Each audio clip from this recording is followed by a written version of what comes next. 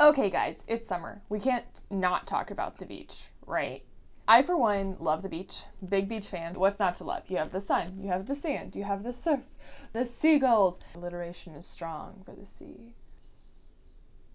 I personally could always be found boogie boarding. I can't surf. I'm sure it's really, really fun, and major props to you if you can, but those big waves are intimidating. They're really scary, and I can't handle them.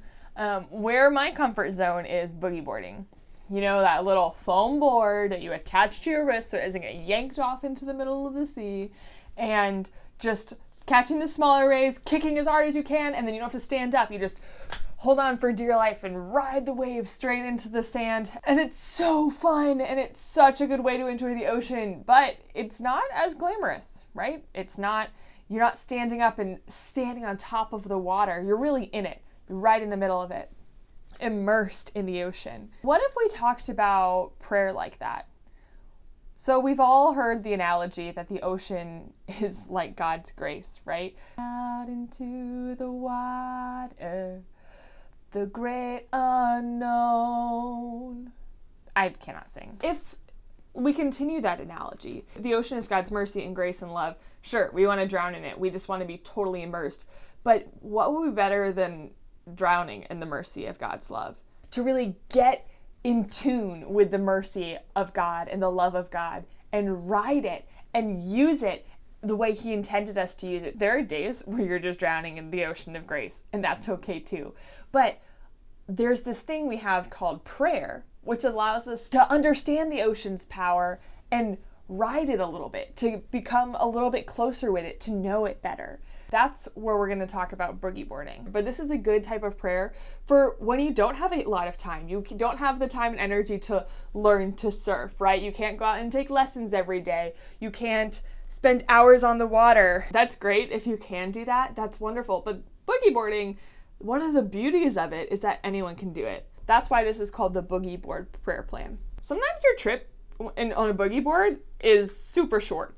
Like, you might be going for 4 or 5 seconds tops, but it's really good, right? You're glad you did it. You run back out into the ocean to do it again, but you need the boogie board to have that ride. So pick something, pick a time of day. Every time I see the number 1212, I catch that prayer. I dive in and grab the wave, and I can ride that wave out for a few seconds and just am reminded of God's presence in my life.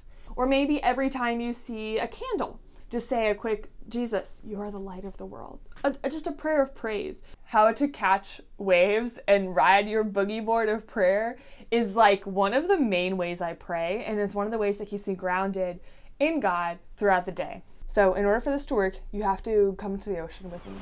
Imagine the beach, smell the salt. Imagine the seagulls begging you for food and pooping everywhere. The ocean. The first thing you have to do when you get to the ocean is decide that you want to get in. You got to assess your conditions of the ocean. Is it okay to surf? Is it okay to get in the water today? The answer is yes. The answer is always yes. You can at least go stand 2 feet in, if nothing else. Some days you might be ready to surf. You might say, those big waves are calling me. I'm ready to attack them. I'm ready to accept those big things in my life.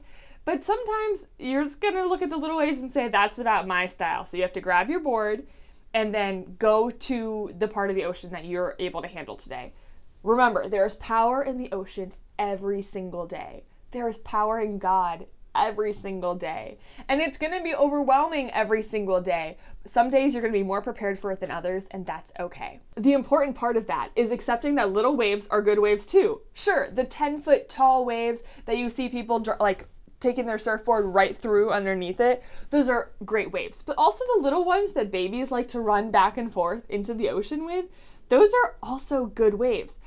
One is not better than the other. One thing that we do when we go boogie boarding is preparing ourselves for surfing, for the big waves. Those big waves are there. They're never going to go away. And at some point in our lives, we want to be able to dive into those big waves of mercy of our Lord. But in order to get there, we can't just go out there and expect to know how to surf on the first time.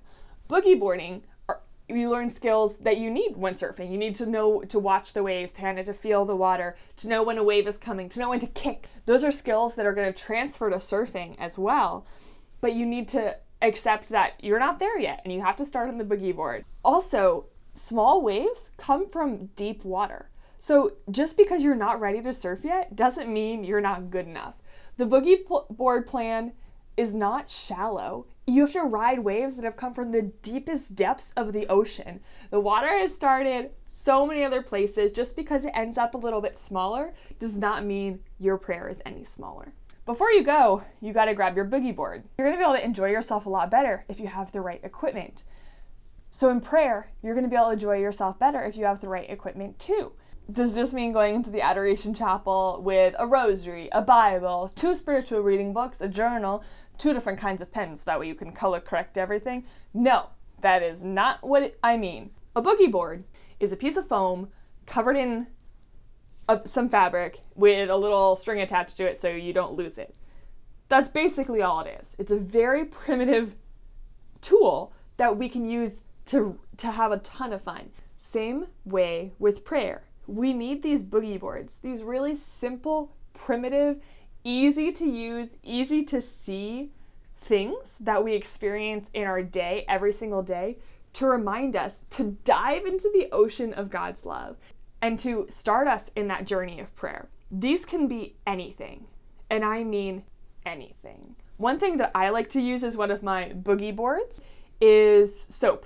Every time I wash dishes, every time I wash my laundry, every time I wash my hands, that I use as a reminder of prayer. Now, there's no deep meaning behind it. You could say, it's because God cleanses your soul. That's not it. I just arbitrarily, in high school, decided soap is going to be one of my boogie boards. Every time I see soap, I'm going to make an effort to think of God and to say something to him. Just, hey, Jesus, what's up? How's your Tuesday going? But it just means every single time. And sometimes it means for 20 seconds when I'm washing my hands. Wash your hands for 20 seconds, folks. I can spend 20 seconds having a conversation with him. But sometimes it's literally, here's my laundry detergent, put it in. Jesus, I trust in you. And go on with my day. The important thing about it, though, is that every single time I see soap, I'm saying a prayer. Every single time. And that's kind of cool, right? I don't have to work hard for it. It had to become a habit when I started. But now it literally is just a habit. Every time I see soap, every time I see the number 1212, it helps me go into the ocean of God's mercy. It helped me go and spend time with God throughout the day. Sometimes you don't have the time to take a 2-week-long vacation to Hawaii. I mean, I don't. But that doesn't mean I can't go and understand and try to dive deeper into his love in every little thing that you do during the day. Find your own random thing. Find it. Just pick a random thing. The next thing you have to do when riding your boogie board is to be alert. Be ready for the right moment. There are going to be some moments when a big wave comes and it crashes and it breaks before it gets to you. That is not a time to take your board and say, time to go. If it's already crashed, you got to kind of raise your board up and jump over the wave and try on the next one. Or if it's a really tiny one and you're too far out into the ocean, you got to let it go. You just got to say, I'll get to the next one. And you need to know which are the ones to take. The more time you spend in the water, the more time you'll understand which are the waves that are appropriate for where you are. If you've ever been boogie boarding, how many people actually spend their whole day in the exact same spot?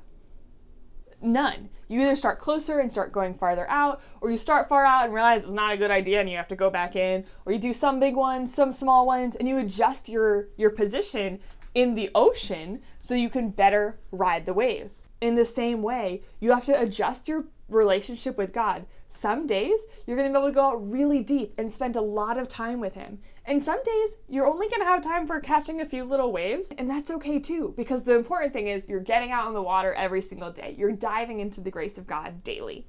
Sometimes when you go to the beach, it could be a really disappointing day because there are no waves to catch at all. Waiting can be good too.